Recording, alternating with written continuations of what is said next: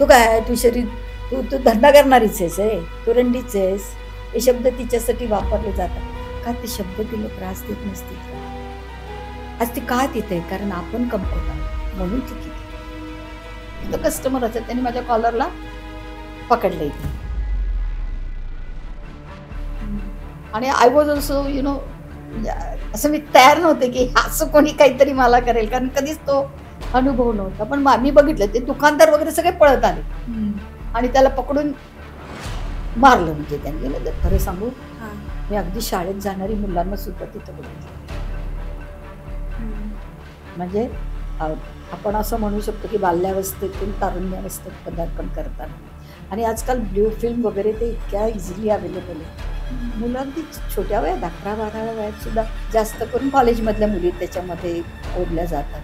पण देन मला नंतर रिअलाइज झालं की मी त्यांच्यावर काम करायला जेव्हा सुरुवात केली आणि आय वॉज जस्ट म्हणजे 1-2 पायऱ्याच लांब होते, पण तेवढ्यात मला थ्रेटनिंगचे कॉल्स यायला लागले. हे एकट्या दुसऱ्या माणसाचं काम नाही. मला तुम्हाला एक टीम लागते, त्या टीम बरोबर काम करावं लागतं. पण ह्याच्यामध्ये सुद्धा सगळ्या लोकांचे हात इतके खोलवर रुतलेले आहेत. म्हणजे तुमच्यावर पण लोकांचं लक्ष असतं अगदी फार.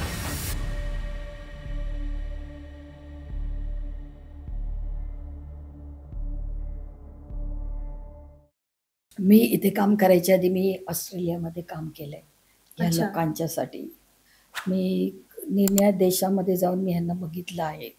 आणि मगाशी मी एक म्हटलं ना की ज्या मुलीने परत शुक करत कुठल्या कस्टमरला बोलवावं, हे नाहीये. मला हे पटतच नाहीये, कारण शेवटी ती माणूस आहे, तिला पण माणूस म्हणून जगायचा अधिकार आहे. येणाऱ्या काही वर्षामध्ये मला हे पिक्चर क्लिअर दिसत नाहीये.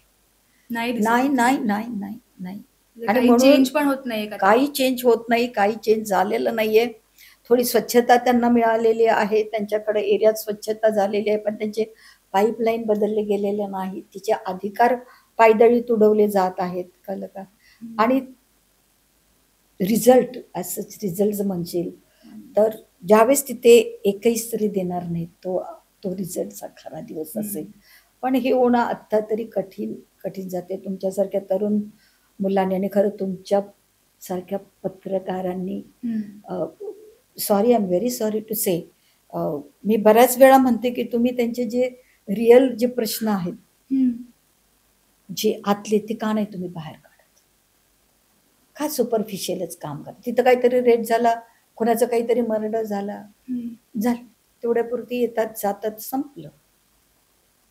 पण जेव्हा ती स्त्री बाहेर नेली जाते, तिला सांगितलं जातं की तुझ्याबरोबर एकच कस्टमर राहणार, आणि ज्या 10 लोक तिच्याशी शारीरिक संबंध ठेवतात, त्यावेळेस तो रेप होत नाही का? तुम्ही ती केस पण घेत नाही. हे कधी बदलणार आपण? तू काय तू शरीर तू धंदा करणारीच आहेस आहे, तू रंडीच आहेस. हे शब्द तिच्यासाठी वापरले जातात. का ते शब्द तिला त्रास देत नसतील का? आज ती का तिथे? कारण आपण कमवत आहोत म्हणून ती तिथे. हे लक्षात घ्या. सो मॅम, आम्हाला मेल प्रॉस्टिट्यूशन बद्दल काही असेल तर त्याबद्दल जरा इलॅबरेट करून सांगा. निश्चित.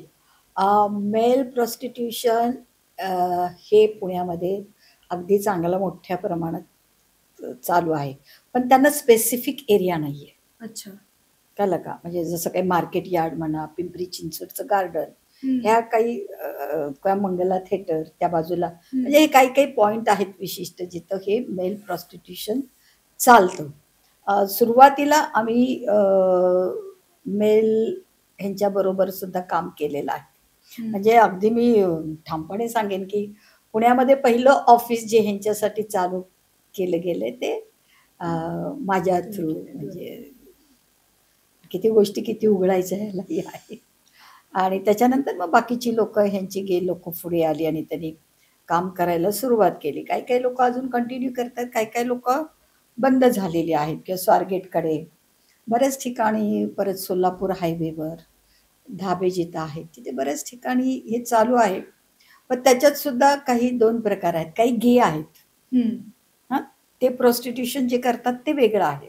म्हणजे तुम्हाला मला सांगायला हरकत नाही की लक्ष्मी रोड आणि बुधवार पेठ आणि बाटा गल्ली ह्याच्यामध्ये मधून लक्ष्मी रोड जातो, त्याच्या पलीकडे जी बाटा गल्ली आहे तिथे बहुतेक हे गे आहेत, अच्छा. ज्यांना आपण तृतीयपंथी म्हणतो. हम्म. म्हणजे ती गल्ली जवळजवळ त्यांनीच भरलेली आहे.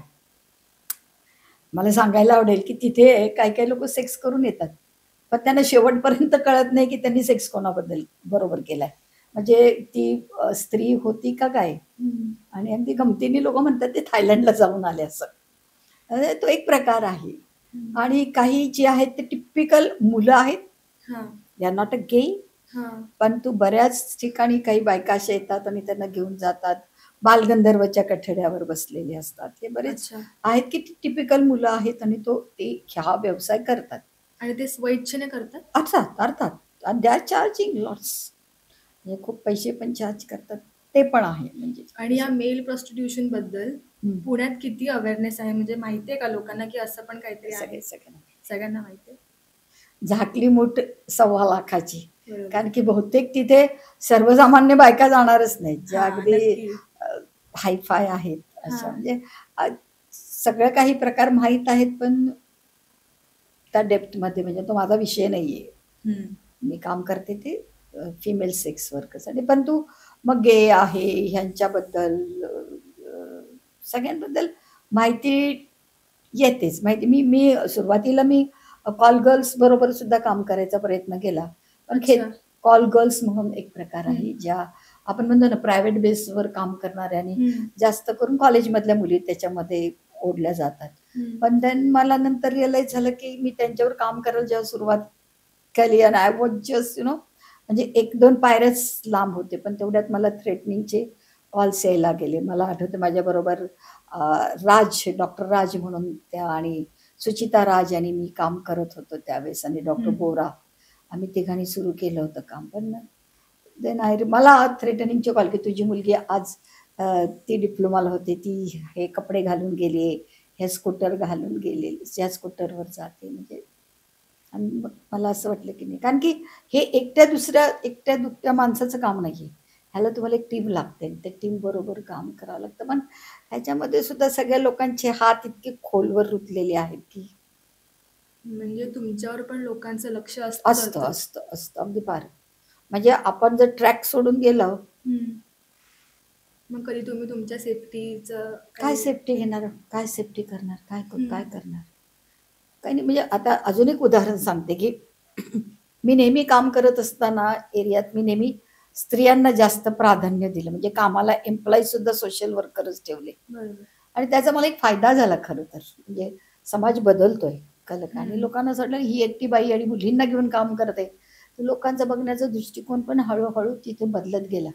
मध्ये एकदा एक असंच काहीतरी खाली हे झालं होतं, कोणाला तरी अरेस्ट केलं होतं, पोलीस लोक जात होते.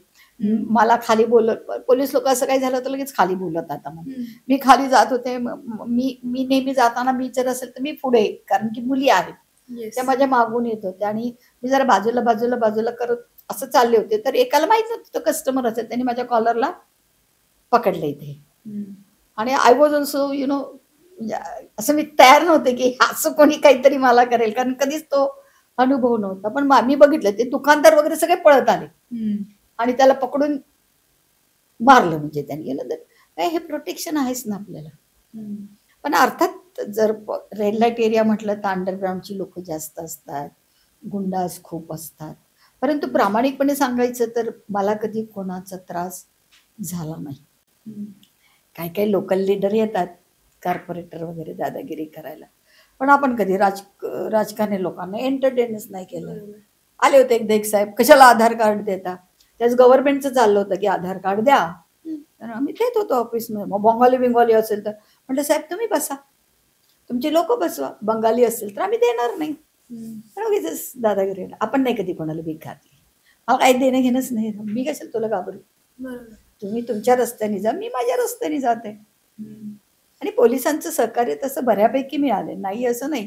कदाचित त्यांना जबरदस्तीने द्यावं लागलं असेल म्हणून मिळाले. म्हणजे असं काही रिग्रेट नाहीये कोणाबद्दल असं. आणि या सगळ्या प्रॉस्टिट्यूशन या गोष्टींना जास्त कुठल्या वयोगटाची मुलं अट्रॅक्ट होतात? एज ग्रुप काय? खरं सांगू, मी अगदी शाळेत जाणारी मुलांना सुद्धा तिथं बघितलेलं आहे. म्हणजे आपण असं म्हणू शकतो की बाल्यावस्थेतून तारुण्यावस्थेत पदार्पण करताना आणि आजकाल ब्ल्यू फिल्म वगैरे ते इतक्या इझिली अवेलेबल आहे. मुलं अगदी छोट्या वयात 11-12 वयात सुद्धा. हो, पण मग नंतर आम्ही त्यांची मीटिंग वगैरे घेऊन त्यांच्यामध्ये या बायकांमध्ये अवेअरनेस आणून त्यांना सांगितलं की तुम्ही ह्या लहान मुलांना एंटरटेन करू नका. समजते का? पण अर्थात कॉलेजमध्ये जाणारी चांगल्या चांगल्या मोठ्या मोठ्या कॉलेजमध्ये, मी नाव नाही घेत आता पर्टिक्युलर कुठल्या कॉलेज, म्हणजे मोठ्या मोठ्या कॉलेजमध्ये जाणारी मुलं पण तिथे येतात. मग माझी सवय आहे की मला झोप नाही आली तर मी रात्रीची पण कधीतरी एक राऊंड मारते. कुठे आला? मॅडम मॅडम शनिवार वाडा. अरे कुठे शनिवार वाडा, बुधवार पेठ कुठे, नाही का? मग त्यांना समजून सांगावं लागतं. म्हणजे मी बघितलेलं आहे, मला आठवतं मी एकदा मीटिंगमध्ये बसले होते, काश्मीरचा CA झालेला मुलगा आला होता आणि तो दुसऱ्या दिवशी पेपर इतका डिस्टर्ब झालेला होता. मी म्हटलं काय? तो मला म्हणतो नाही मी पीयर प्रेशर पे आया और मैं बहुत स्ट्रेस था. म्हणलं अरे स्ट्रेस होता म्हणून इथे यायचं का? मग त्याला इतकं टेन्शन की मला HIV होईल का, हे काय नंतरच्या गोष्टी काय. मग मला literally you believe or not त्याने 2-3 दिवस माझा पिच्छा केला. मी त्याला 1 लाखाचा चेक लिहून दिला. आणि त्याला स्वीकारला पण? त्याने स्वीकारला नाही. मी एवढी वेळी तू देना. त्याला म्हटलं तू 4 महिन्यांनी ये, हा. तुला जर HIV झाला तर हा चेक तू घेऊन जा, नाही तर 2 लाखाचा चेक तुम्हाला आणून दे. त्यांनी दिला नाही, मी गेले नाही. मला असं वाटतं कदाचित त्यांनी नंतर टेस्ट केली असेल, नाही निघाला. पण हा. पिअर प्रेशर जास्त असतं. आणि त्यांच्याकडे येणारे हे कस्टमर्स नेहमी मेलच असतात की फिमेल पॉप्युलेशन पण कधी कधी येतं? नाही, नाही, नाही. नाही, असं दे आर काही नॉट नाही. लेस्बिन. असा प्रकार नाहीये ना? लेस्बिन नाहीत ना त्या. मेल पण त्याच्यामध्ये तो कुठल्या कॅटेगरीचा आहे. कधी हमाल पण असतो, कधी कॉलेजमध्ये जाणारा मुलगा पण असतो.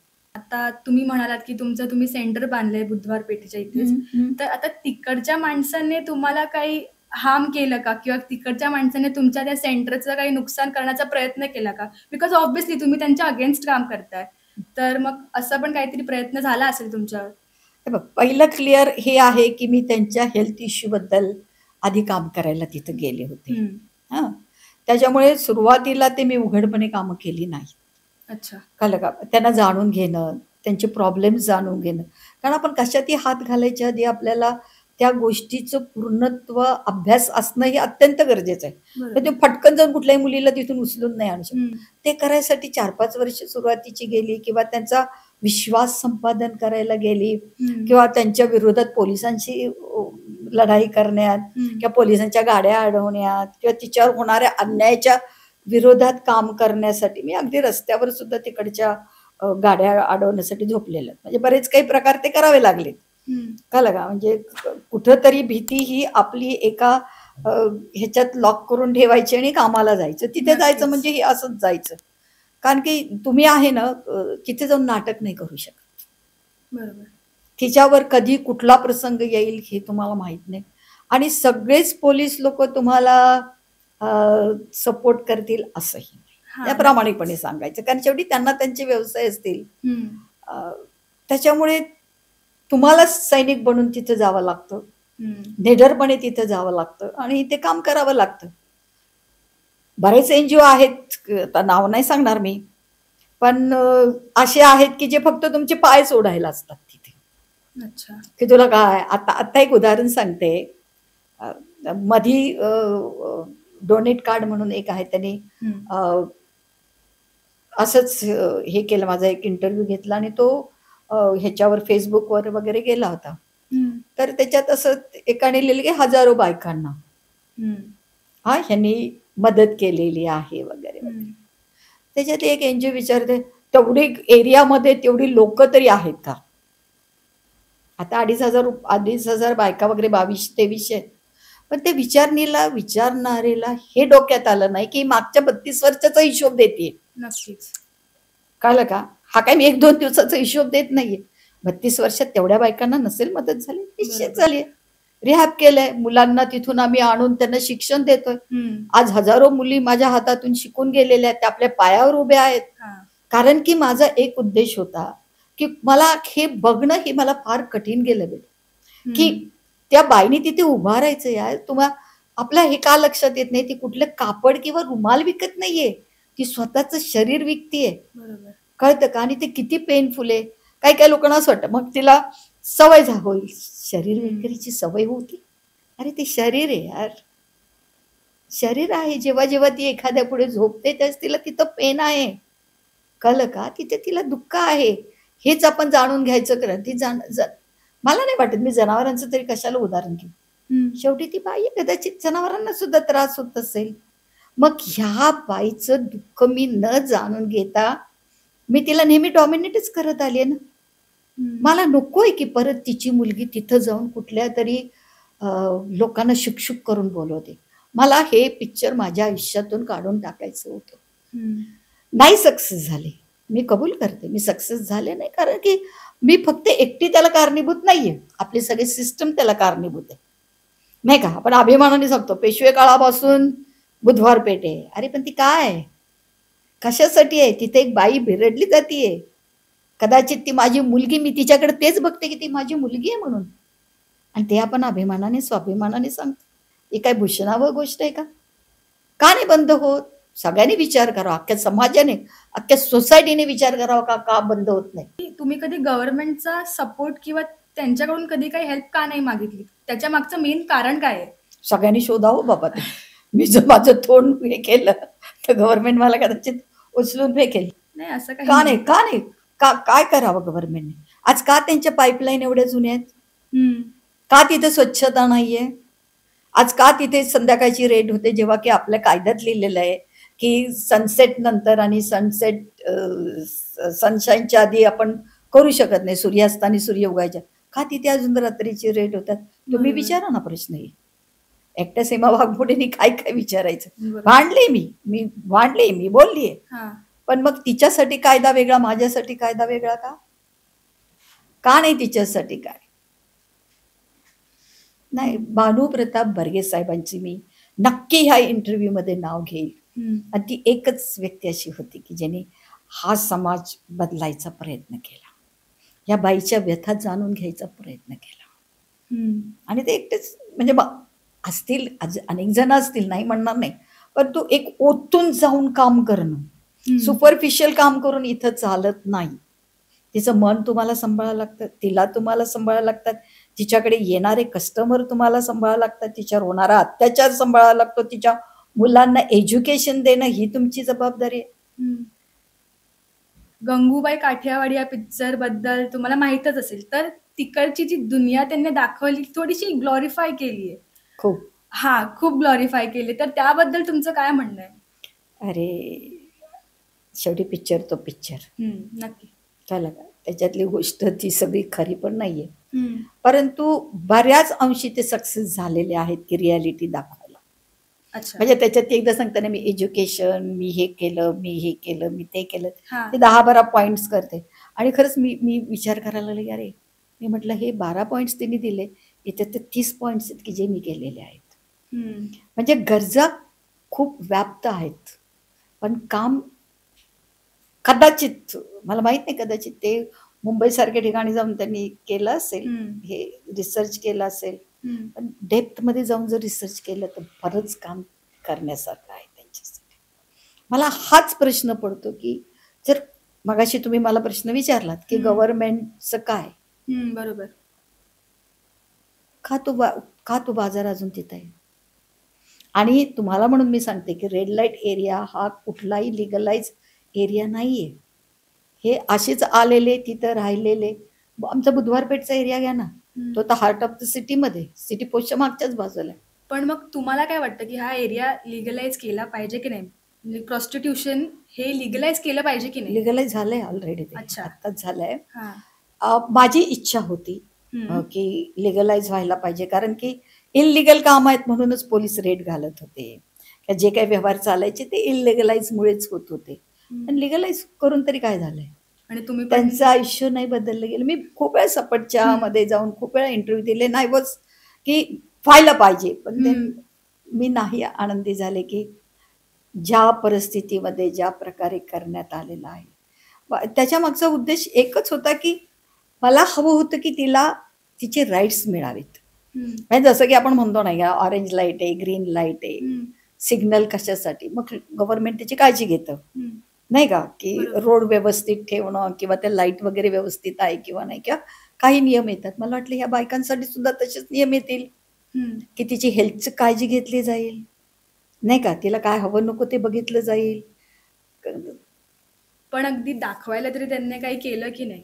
नाही, मला नाही दिसलं बाबा. अजिबातच तुम्हाला नाही? दिसतंय का बघा? मला तर नाही दिसलं. मला दिसलं असतं तर तो एक एक लक्षात घ्या, ज्यावेळेस हां. ह्यांच्यामध्ये ही सुधारणा होईल गव्हर्नमेंटनं, त्यावेळेस कदाचित तो एरिया दिसणार नाही. नक्कीच बरोबर आहे. कळलं का? साधं सोपं गणित. हम्म. अधिक वजाबाकी केली तर खाली 0 राहायला पाहिजे. आता मगाशी तुम्ही म्हणालात की 100% मुलींना तिथे फसवून आणलं जातं. नाही, मी 97 ते 98. 97 ते 98%. तर त्या ज्या मुली असतात त्या अनएज्युकेटेड असतात, म्हणजे त्यांना बहुतांशी गरजू असतात. कळलं का? गरजू आहेत, बहुतांशी त्या अनएज्युकेटेड आहेत, म्हणूनच त्या तिथं आहेत. आणि मग त्याच्यासाठी आम्ही प्रयत्न केले की कॉर्पोरेशनच्या थ्रू त्यांना ग्रॅज्युएट करणं किंवा त्यांना ब्युटी पार्लरचे हे देणं. पण मग जेव्हा ते तिथे काम करायचे त्यांना अलाव केलं जायचं हे सगळं? अगो, कित्येक बायका आता बाहेर जाऊन काम करत आहेत. कित्येकाने त्यांना माहित पण नाहीये बाहेरच्यांना की या कुठून येतात. तिला पण जगण्याचा अधिकार नाहीये का? आहे ना.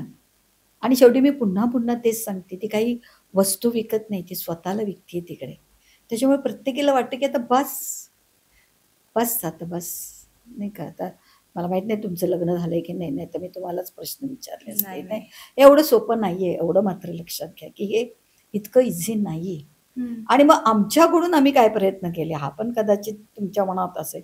मग 32-33 वर्ष काय केलं? पहिला प्रश्न होता की त्यांच्याकडून कॉपरेशन मिळालं की नाही. मगाशी जो तुम्ही विचारला तो सुरुवातीला फार कठीण झालं त्यांचं. म्हणजे अगदी आम्ही जायचो तर दरवाजे, मी स्वतः जायचे तर दरवाजे बंद वगैरे. पण आता तीच मी तिच्या घरात अगदी व्यवस्थित जाऊ शकते, त्या मॅनेजरच्या जागेवर बसू शकते. कित्येक वेळा त्या लोकांना पण कळत नाही, कधीतरी केस कापलेली कोण आहे, ही मॅनेजर आहे का, मग मलाच विचारतात कुठली मुलगी आहे. म्हणजे आता एवढी मी फॅमिलियर झालेली आहे त्यांच्याशी. दुसरी महत्वाची गोष्ट अशी आहे की आता त्याहून येऊन मला सांगतात की फलाना घरामध्ये लहान मुलगी आणलेली आहे. हा दुसरा चांगला बदल झालेला. हा, आता सगळ्यात महत्वाची गोष्ट म्हणजे की सुरुवातीला मी काम करत असताना त्या अतिशय दबलेल्या अवस्थेत, त्यांना आवाज नव्हता. म्हणजे स्वतःच्या हक्कासाठी ते बोलू शकत नव्हत्या. म्हणजे एक उदाहरण साधं सांगते मी. आता भानुप्रताप बर्गे साहेबांचं नाव घेतलं तर त्या काळी तिच्याकडे कधी कधी 10,000 20,000च्या पावत्या गणपतीच्या फेकल्या जायच्या.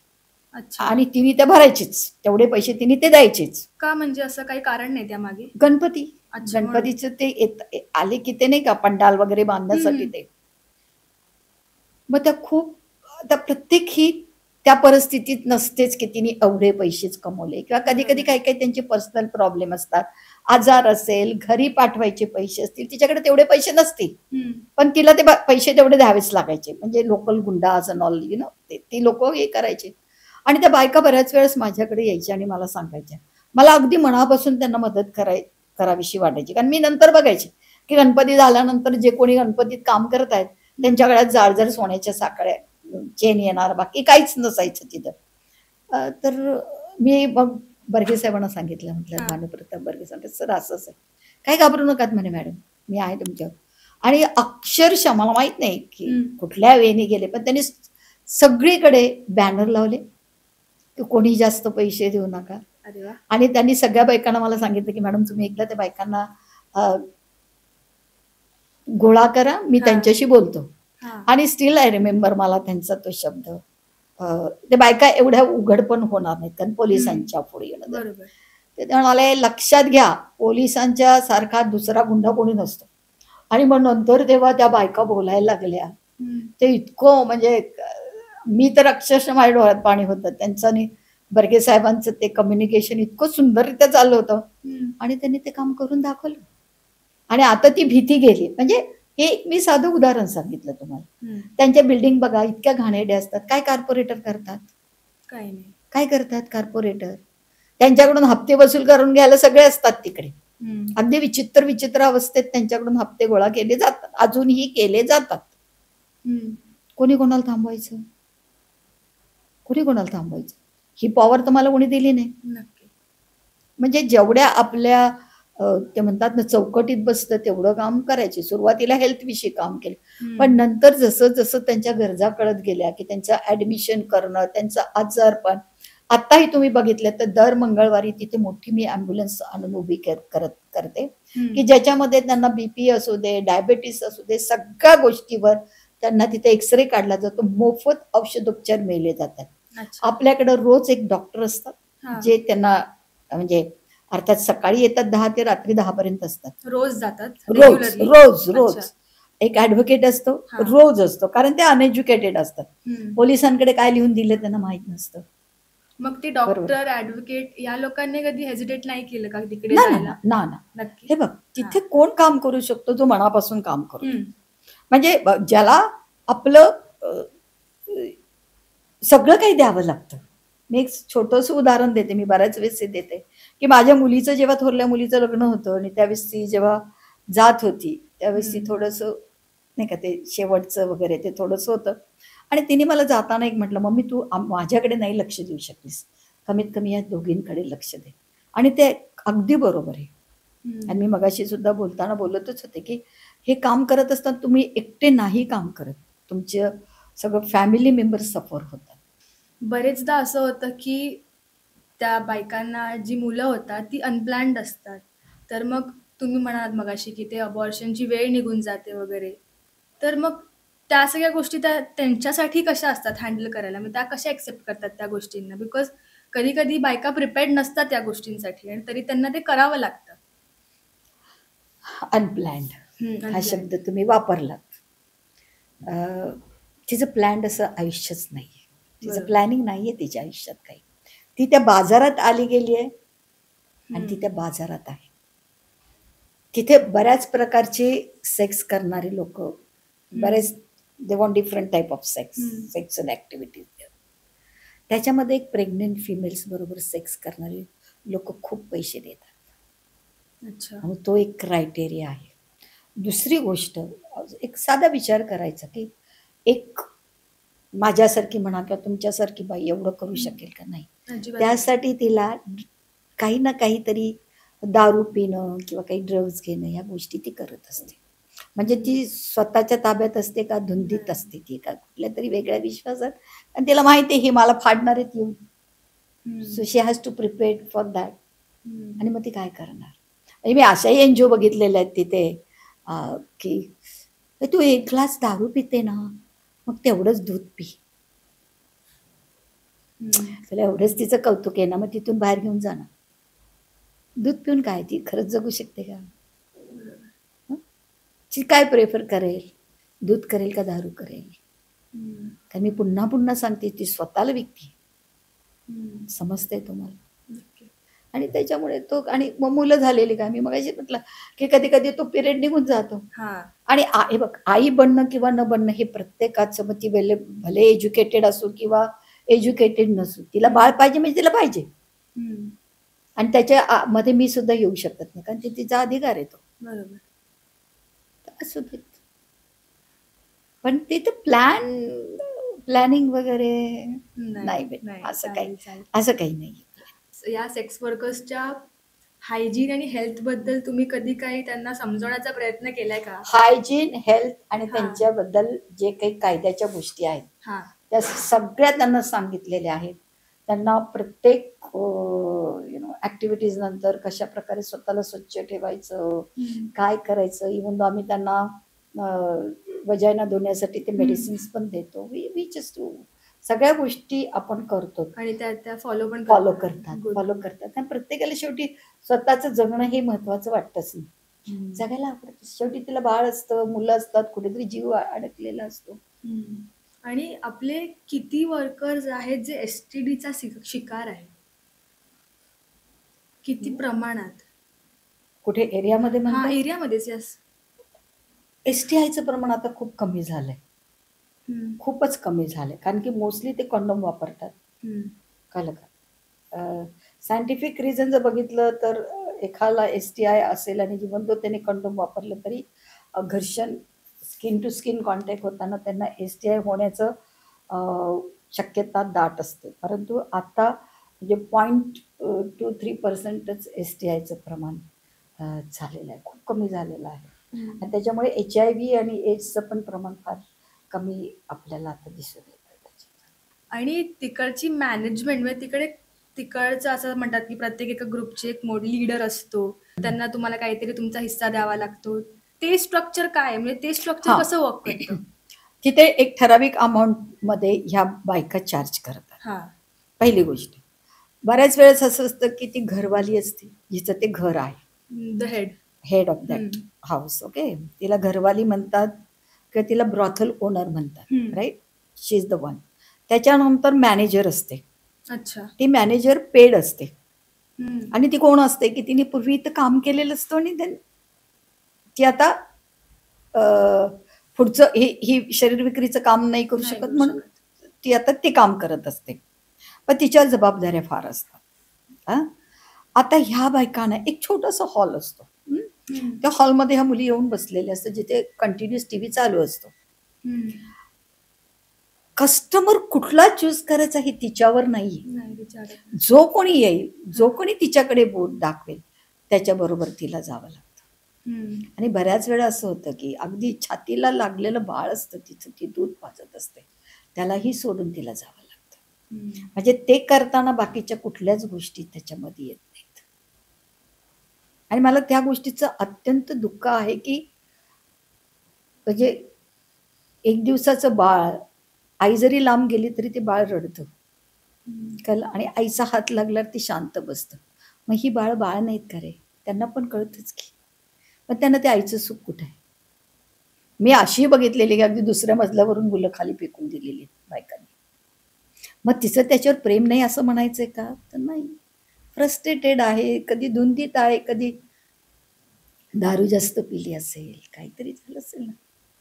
त्याच्यामुळे ती आपण सर्वसामान्यपणे तुम्ही कुठल्या अँगलनी बघणार तिच्याकडे? काय आई आहे? काय आई आहे? फेकून दिलं बा. पण मला माहिती आहे ना तिचं दुःख. मी बघते ना तिला रोज भरडताना, रगडताना. त्याच्यात तिला मी नाही कधी दोष देणार. मी तिला कित्येक वेळा मी स्वतः सांगितलेलं आहे. हा, अर्थात आपण व्यभिचार म्हणतो, पण हे म्हणतो, ते म्हणतो. अरे पण ती कुठल्या परिस्थितीत तिथं आली ह्याचा विचार करा ना. ती स्वतःच्या इच्छेने आलेली का? नाहीये, ती तिथं जबरदस्तीने आहे. त्याला का त्यावेळेस तुम्ही तिच्या मनाचा का नाही विचार करत? आणि मी नेहमी म्हणते, आता शांता शेळकेंनी पण सांगितलेलं की तिचा मृत्यू हा त्या ह्याच्या खालीच आहे, जिन्याखालीच आहे.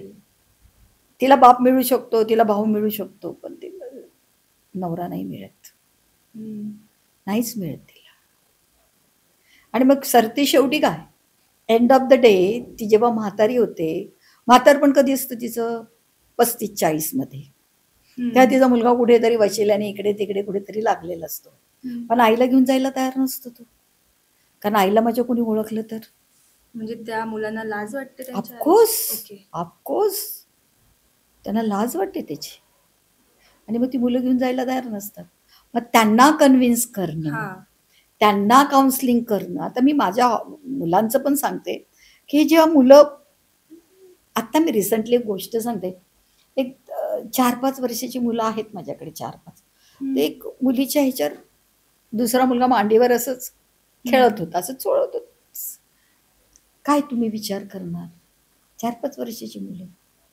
आणि सडनली त्या मुलीने भयावह असा प्रश्न त्याला विचारलं की म्हणजे जसं काही तू माझ्यावर सेक्स करतोस का? I was shocked. मी म्हटलं तेवढी समज नाही का? मी म्हटलं अरे मग मी तिला मारू का? त्या बाळाला नाही, तिला काही माहित नाही, पण तिने हे बघितलेलं आहे आणि त्याची ती रिॲक्शन आहे. म्हणजे तुला आमच्या जबाबदाऱ्या तुम्हाला कळतायत का? की लहान मुलं आल्यानंतर त्यांना काउन्सिलिंग करणं, त्यांना समजून सांगणं आणि त्यांच्या मनातून ही भीती काढून टाकणं, या सगळ्या गोष्टी पुसणं. म्हणजे तुम्हाला खूप सोपं वाटत असेल की काय करते, हिला कोणीतरी पैसे देत असतील, करत असेल, ठीक आहे ना यार. पण मला माझं जे रक्त ओतावं लागतंय आणि एवढं सगळं करून ते थोडे कुठेतरी विसरतात, कारण ते अभ्यासात नाही तर कॉन्सन्ट्रेट कसं करणार ते? ह्या गोष्टी सतत आठवल्या तर. आणि एवढं सगळं करून ज्यावेळेस ते 13-14 वर्षाचे होतात, त्यावेळेस तर ते माहितीच आहे की बाबा बाल्यावस्थेतून तारुण्यावस्थामध्ये पदार्पण करणं आणि मग त्या ऑपोजिट सेक्स बद्दल आकर्षण होतंच. मग त्यावेळेस काय होतं की ते नॅचरल फिनोमिना आहे. मी म्हणते चल ठीक आहे तुम्ही बोला, पण then they wanted to have a sex immediate. म्हणजे ह्या किती गोष्टी किती भयावह. म्हणजे आता मी या वयात रात्रीचे 3-4 वेळेस उठते आणि मी चेक करत आहे की मुलं मुली आहेत की नाही जात. मुलांची बिल्डिंग वेगळी आहे, पण ह्या गोष्टी कळत नाहीत सर्वसाधारणपणे. त्यांना असं वाटतं की नाही, जी लोक अनाथाश्रम चालवतात ते जेव्हा आम्हाला भेटी द्यायला येतात तेव्हा ते म्हणतात अरे तुमचं काम फार कठीण आहे. बरोबर. कळलं का? मग ह्याच्यात दोष कुणाचा? त्या मुलांचा आहे का रे? नाही. हा जिथं तिची आई आहे, मग मी त्या आईला दोष देऊ का? म्हणजे इथं तुम्ही कोणालाही दोष देऊ शकत नाही. तुम्ही तुमचं आपलं करत राहायचं. पण आता तुम्ही म्हणालात की मुलांची आणि मुलींची बिल्डिंग वेगळी आहे. मुलींना तुम्ही रेस्क्यू करणं हे आपण समजू शकतो की ठीक आहे त्यांच्या सेफ्टीसाठी. मुलांना का? म्हणजे ते स्वतःच्या म्हणतात ना ऑन हिज ओन ते करू शकतात, पण दोघांना का असं? दोघांची आया एकच आहेत. ओके. दोघांची आया एकाच कामात आहेत. मुलीला मन आहे आणि मुलांना मन नाही असं म्हणतं का? मुलांनी पण ते बघितलेलं असतं. आणि त्या मुलांना सुद्धा बाहेरचं विश्व नाही ते बघत. तिथं तिथंच घुटमळतात, तिथं तिथेच. आणि अजून तुम्हाला सांगू दे, तुम्ही ऐकलं की नाही, मुलांशी सेक्स करणारे पण त्या बाजारात येतात. म्हणजे फक्त मुलीचा अब्यूज होतात असं नाही, तर मुलं सुद्धा होतात. आणि त्या मुलांना पण तेवढाच जगण्याचा अधिकार आहे. बरोबर आहे की नाही? सगळ्यांनीच शिकावं, सगळ्यांनीच जगावं. मग मी बघितलं कित्येक वर्ष की हीच मुलं मग त्यांना काय विश्व काय, sex sex sex sex sex नाही का? कुठल्याही बिल्डिंगमध्ये घुसा, काय दिसतंय त्यांना तेच दिसत. मग हीच मुलं परत त्याच बायकांच्या नादी लागतात आणि मग कुठेतरी ते बॅनर येतं कारण एड्सनी मेलेला असतो तो. त्याला पण जगण्याचा अधिकार आहे. आम्ही ते जेंडर बायस नाही केले. मुलं मुली ज्यांना गरजा आहेत त्यांना आपण मदत करतो. पण एक मात्र आहे, फक्त आणि फक्त सेक्स वर्करचीच मुलं. मी बाकीच्या कुठल्याही मुलांना एंटरटेन करत नाही. आणि असं का? म्हणजे अजून बाहेर अनेक गरजू मुलं आहेत. मग बाहेर कुठं कोणी सेक्स वर्कर्ससाठी काम करतं का या मुलांच्यासाठी? बरोबर. हा, तुम्हाला बाहेर अनाथ मुलं, स्ट्रीट चिल्ड्रन, सगळ्यांसाठी तुम्हाला गव्हर्नमेंट मदत करतं. या मुलांचं काय? बरोबर. बरोबर. म्हणून फक्त आणि फक्त मला जे मी बऱ्याच वेळा सांगितलं, मला मी अक्षरशः म्हणजे ही स्टोरी नाहीये. एका मुलाने आपल्या आईला म्हटलेले की आई कस्टमर घे, मला भूक लागली. समजताय? त्याची तीव्रता मला माहित नाही तुम्हाला लोकांना किती कळते, पण तो एक सेंटेन्स असा होता की माझ्या आयुष्याला युटर्न मिळालं. एक मूल आपल्या आईला म्हणतंय, त्या आईचं पण काहीच किती फाटलं असेल. अशा अनेक गोष्टी तुम्ही मला सुरुवातीलाच विचारला, अशा अनेक गोष्टी त्या आता किती इथं बोलाव्यात आणि किती नाही बोला. माझा उद्देश एकच आहे की समाजाचं त्याच्याकडे बघण्याचा जो दृष्टिकोन आहे की ते तिथं आहे म्हणून आमच्या घरातली माझ्या घरातली बायको मुली सुरक्षित आहेत, तो बदलायचा आहे मला. म्हणजे माझ्या घरातली बायको मुलं सुरक्षित राहावी यासाठी दुसऱ्याच्या घरातल्या मुली तिथं भरडली जावी हे विचार प्रत्येकाने बदलावे. आणि मी हात जोडून विनंती करते, बदला. आणि जर तुम्हाला खरंच त्या मुलांच्यासाठी काही करता आलं तर करा. तुम्ही निर्णयाप्रकारे तुम्ही त्यांना मदत करू शकता. या काम बघा आमचं, बघा आम्ही कसं काम करतो. मदत करायची तर कर, डायरेक्ट NGO मध्ये मदत करू शकता. आणि बुधवार पेठेमध्ये अगदी रेड लाईट एरियामध्ये हार्ट ऑफ द सिटी मध्येच आमचं ऑफिस आहे, दाणे लेन मध्ये, रामेश्वर मार्केट बिल्डिंग. अच्छा. तर माझा पुढचा प्रश्न असा आहे की आत्ताचे जे युथ आहे, जे जेनझी आपण म्हणतो, त्यांचा तुम्हाला कितपत सपोर्ट आहे किंवा त्यांना माहिती आहे का की तुम्ही हे असं काही काम करताय? आजकालची मुलं जी आहेत ती शॉर्टकट आणि पैसा लवकर मिळवणं ह्याच्या मागे आहेत. पण मी म्हणेल की 100% नाही. काही काही असे आहेत की आपण जेन्युअनली येतात, जेन्युअनली मदत करायचा विचार करतात. आणि ह्याच्यावरून मला अजून एक सांगावंसं वाटतं की हा एरियातला जो यूथ आहे, एरियातला पर्टिक्युलर जो यूथ आहे, आम्ही त्यांच्यासाठी प्रत्येक शनिवारी आणि रविवारी आम्ही फुटबॉलचं ग्राउंड घेतलेलं आहे आणि तिथे आम्ही त्यांना खेळायला घेऊन जात असतो की त्यांच्यामध्ये बदल घडून आणायचा, त्यांना समाज काय आहे हे दाखवायचं. त्यांना कुठं कुठं अपॉर्च्युनिटी मिळतील त्यांना काम करायला, ह्या सर्व अंगाने आपण काम काम करतो तिथे त्यांच्यासाठी. आणि मी असं म्हणणार नाही की नाही, युथ पण मदत करतात, बरीच लोक मदत करतात की येतात पुढे, पण आम्ही कधीच कोणाच्या हातून डायरेक्ट पैसे नाही घेत. आम्ही सांगतो की तुम्ही त्या ह्याच्यात टाका. आणि आमची एक वेबसाईट पण आहे, सीमाज प्रोजेक्ट हो .org, त्याच्यात पण हे करू शकता. म्हणजे इट्स अ व्हेरियस वे. आत्ताच्या जनरेशन बद्दल आपण बोलत होतो, तर असं पाहण्यात आलंय की आत्ताचं जनरेशन जे आहे ना, ते फिजिकल रिलेशनशिपला जास्त अट्रॅक्ट होतं अँड देन दे कंप्लेन की मेंटली ते अवेलेबल नाही आहेत किंवा ते कमिटमेंट इश्यूजना फेस करतात. यावर तुमचं काय म्हणणं आहे की लाईक ते फिजिकल अट्रॅक्शनला जास्त इम्पॉर्टन्स देतात? हे बघ, आमच्या वेळेस 7च्या आत घरात हा हा प्रकार होता. आता तुम्हाला वेळेचं भान नाहीये, तुम्हाला आईवडिलांचं ऐकायचं नाहीये. आणि ते नॅचरल, असं नाही की आमच्या काळी असं नव्हतं, आम्हालाही वाटत होतं जेव्हा आम्ही तरुण झालो ते आमच्या आईवडिलांना काय कळतंय, पण तो एक वेगळा रिस्पेक्ट होता. आता ते सगळं झालं, मी म्हटलं ना, शॉर्टकट, सगळेचकडे शॉर्टकट मारायचे, आईवडिलांनी विचारायचंच नाही. ते नियम तुम्ही टाळले तर तुम्हाला या गोष्टीला फेस. आणि इट्स अ व्हेरी इझी. मी बघते ना आता फिजिकल रिलेशन हे खूप तुम्ही इझी होते यार. तुम्हाला काही त्याच्यात भीतीच राहिली नाहीये. आमच्याकडे खूप असायचं पाप पुण्य आणि हे वाईट आणि हे वाईट, हे संस्कारच तुमच्यामध्ये नाहीयेत आता. आणि तुम्ही ऐकायच्या मूडमध्ये पण नाहीये. पैसा आता काय, मी आता मध्ये फटकन बघितलं आमच्या गाडी अगदी अजूनही माझी ती सवय गेली नाही. माझे 5 रुपये जरी मला हे झाले जास्त गेले तर आय फील दॅट की अरे गेले. पण तुम्ही लोकांनी किती महाग करून ठेवले सगळं काही, नाही का. म्हणजे अर्थात तर मुलांना दोष नाहीये, पण समाज बदललाय. आणि हे काय लिव्ह इन रिलेशनशिप वगैरे तुम्ही सगळं करत आहात ना. ते मला कोणाला काही वाईट बोलायचं नाही, कारण समाजाप्रमाणे म्हणजे जसं समाज बदलतो तसं मी बदलायला तयार आहे. परंतु काही काही गोष्टी कबूल नाहीयेत. इट्स ओके, तुमचं लाईफ आहे, तुम्ही जगा.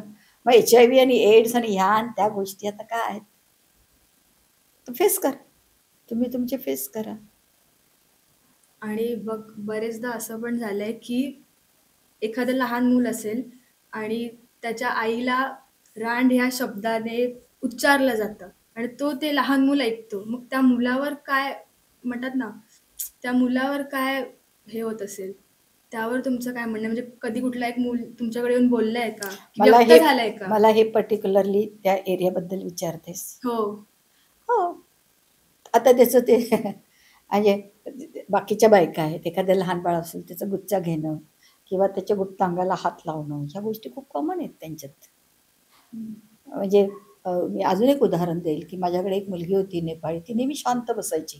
जेव्हा आपण एरियामध्येच मी सुरुवातीचं जे रिहॅब सेंटर सुरू केलं, आणि मग मला एकदा कळलं की आपली मुलं कशी घेतात की ऑफिसमध्ये जाणं किंवा बॅग घेऊन जाणं वगैरे हा प्रकार असतो. आणि ही मुलं तसं नाही. ह्या मुलांचं म्हणजे जे त्यांनी आईला करताना बघितलं तसंच, just to remove the pant and all. तर मग एका मुलीला, म्हणजे आपण म्हणतो की त्या मुलांना सवय नाही होत बरं का, त्या मुलीनी त्याच्या गुप्तांगाचा चावा घेतला जोरात. म्हणजे त्यावरून तिच्या मनात त्याच्या किती राग असेल या गोष्टीचा, याचा पण विचार करू शकतो ना. आणि ती लहान लेकरं आहेत, त्यांना काय मी विचारू? माझ्याकडे येतात लहान लहान मुलं, मी त्यांना हे विचारत बसू का तुझी आई करते ते काय बरं वाटतं का? तो राग असणारच ना, ती घृणा असणारच. आत्ता सुट्टीला जाऊन माझी एक मुलगी माझ्याकडे आली. आता मला एक सांगा तुम्ही, माझ्याकडे दरवेळेस त्या मुली माझ्याकडे असतात, त्यांची आई भेटायला येते दरवेळेस, तिच्या बरोबर नवीन नवीन बाप असतो त्यांचा. त्या मुलांच्या मनाचा विचार आपण करू शकतो ना. म्हणून मी त्या मुलाला विचारू शकते का की तुला कसं वाटलं तुझी आई दरवेळेस नवीन नवीन नवरा घेऊन येते? नाही का. सायकोलॉजी हे सांगत नाही ना आपल्याला, हे शिकवत नाही त्यांना असं डायरेक्ट काही विचारायला. आणि ह्या सगळ्या गोष्टीतून त्यांना बाहेर काढायचंय, म्हणजे आमचा रोल किती कठीण असेल त्याचा तुम्ही विचार करायला पाहिजे. त्या नसतात तर कदाचित मी अजूनपर्यंत जिवंत नसते, असं म्हटलं तरी ते अतिशयोक्ती नाही होणार. किंवा तिचं चांगलं आयुष्य, तिचं बाळ हे बघणं म्हणजे हे फार सुखदायक गोष्टी आहेत, नाही का. आपल्या पायावरती उभी राहिली, ती नोकरी करतीये, ती घर सांभाळतीये, समाजाचा एक घटक म्हणून जगतीये. अर्थात समाजाचा सुद्धा फार मोठा सहभाग आहे की त्यांनी तिला कबूल केलंय, नाही का. खूप खूप गोष्टी आहेत, खूप आजी आजोबा. आणि विशेष सांगते तुला, मला कधीच आजी करून टाकलंय, पण माझ्या नवऱ्याला अजून डॅडीच म्हणतात. खूप सुंदर सुंदर गोष्टी असतात. कधी कधी मला सांगतात, ते टीचर्स डे करतो ना आम्ही, मग माझ्या चुका मला सांगणं, नाही का. त्यात पण आनंद आहे, त्यात पण आनंद आहे. आणि काही काही लोक इतकी मला जुडली गेलेली आहेत. मी किंगचं नाव घेतलं, मी लुकचं नाव घेऊ शकते, जे फ्रान्सचं आहे. काही काही लोक लांबून येतात, बघतात. म्हणजे लांबून येणारी माणसं तुम्हाला सपोर्ट करतात, पण ना ना ना ना मला सपोर्ट नाही करत, कारण की माझा FCR आहे थोडासा, माहित नाही what is the reason behind that, पण त्यांनी तो ब्लॉक करून टाकलेत. खूप जणांची FCR आहे की त्या ह्याच्यावरच आपण पैसे घेऊ शकतो. असे बऱ्याच गोष्टी वेड्या वाकड्या असतात. मला असं वाटतं की माझा इंटरव्ह्यू जरूर कुठल्या तरी मोठ्या माणसाने बघावं आणि मला जस्टिफाय करावं की, आणि बघावं काम. मी असं म्हणत नाही की बिना काम बघता. मी बघाशी मॅडम नसतं सांगितलं, या काम बघा, तो एक आपल्या समाजाचा अंग आहे, घटक आहे. बघा त्या बायका कशा, त्या मुली कशा राहतात. म्हणजे माझ्याकडे काही काही मोठ्या मोठ्या कंपनीचे लोक येतात, बघतात, रडतात त्या, पण ते रडणं किती दिवस टिकतं हा पण प्रश्न. That should be on going process, you know that. ते तरी असं आमचं कसं, आता त्या मुलांनी बोलल्यानंतर आयुष्य बदललं की कस्टमर घे, तसं टच व्हायला शेवटी, नाही का. काय बरं, आता हा माझा एक शेवटचा प्रश्न असेल तुमच्यासाठी, की तुम्हाला तुमच्या पुढच्या जनरेशनला किंवा काही मेसेज द्यायचा आहे का? अगदी एका वाक्यात सांगून टाकेल मी. हा, जो स्वतःसाठी जगला तो मेला, जो दुसऱ्यासाठी मेला तो जगला. एकदा जगून तर बघा, आणि ह्यांना आपलं म्हणून तर बघा. म्हणजे नॉट ऑन दॅट सेन्स, मी असं म्हणत नाही की प्रत्येकाने जाऊन तिथं त्या बाईशी लग्नच करावं, नाही. आपण ज्या समाजामध्ये आपण एवढं सुरक्षित राहत आहोत, त्या समाजाचं सुद्धा आपण काहीतरी देणं लागतोच ना. करा ना थोडा प्रयत्न, समाज सुधारायचा प्रयत्न करा, ह्यांना बाहेर काढायचा प्रयत्न करा. तुम्हाला नाही जमत तर आम्ही आहोत ना, पण आर्थिक मदत तर करा, की जेणेकरून आम्ही त्यांच्यापर्यंत मदत पोचू शकू. आणि मी म्हणत नाही आंधळ्याप्रमाणे मदत करा. ब्लाइंडली मदत करणारे ग्रुप आहेत, ब्लाइंडली, की जे इथं मदत करतात आणि ते त्यांच्या मीटिंग आणि कॉन्फरन्स सिंगापूर इकडे तिकडे जाऊन घेतात, त्यांना तुम्ही मदत करता. पण जेन्युअनली जे काम करतात त्यांना मदत करून तर बघा. आणि शेवटी तुमच्या तोंडातून आम्हाला एक शायरी ऐकायला आवडेल. हो हो हो, जी माझी फेमस अगदी अगदी चालेल. मला जी आवडते ती, सारे जहां को गुलशन में न बदल सके हम, सारे जहां को गुलशन में न बदल सके हम, चंद कांटे उठा लिए जहां से गुजर चुके हम. क्या बात आहे. तुमचे आता पुढचे प्लॅन्स काय आहेत आणि तुमची बकेट लिस्ट पण ऐकायला आम्हाला आवडेल. बकेट लिस्ट फार मोठं स्वप्न होतं की हा एरिया बंद व्हायला पाहिजे, पण तो होईल असं वाटत नाही, कारण आता 70th आहोत आम्ही. एक इच्छा आहे, म्हणजे मी इथं इंटरव्ह्यू द्यायला सुद्धा अगदी ह्याच उद्देशाने आले की समाजाचा या लोकांच्या प्रती जो दृष्टिकोन आहे बघण्याचा, तो कृपा करून बदला. मला पुन्हा एकदा सांगू दे की तो कोणीही स्वेच्छेने येत नाही.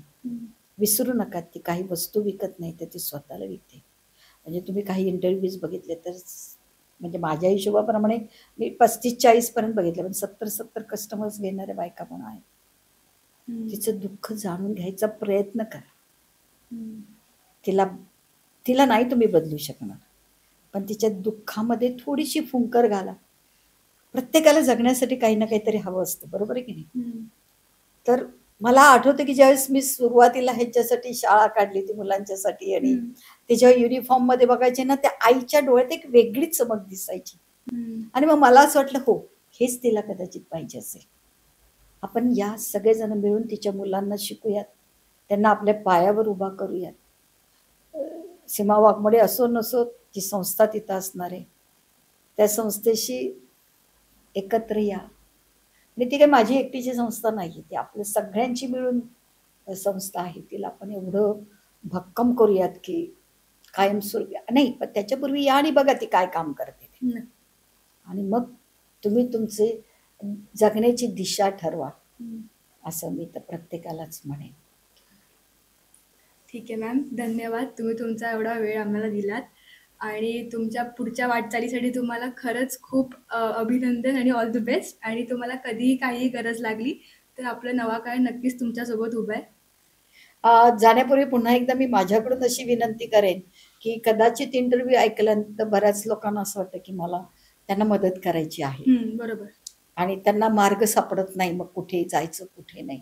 तर कृपा करून त्याच्या खाली जर तुम्ही समजा एक दोघांचे मोबाईलचे नंबर नक्की, नक्की. किंवा आमचा अकाउंट नंबर असं जर काही दिलं तर मला निश्चित खात्री की खूप लोक पुढे येतील आणि त्यांच्या या सत्कर्माला तुमच्या नवाकाळकडून अशा स्वरूपात जर तुम्ही त्यांना मदत केली तर ती सगळ्यांसाठी उपयुक्त राहील.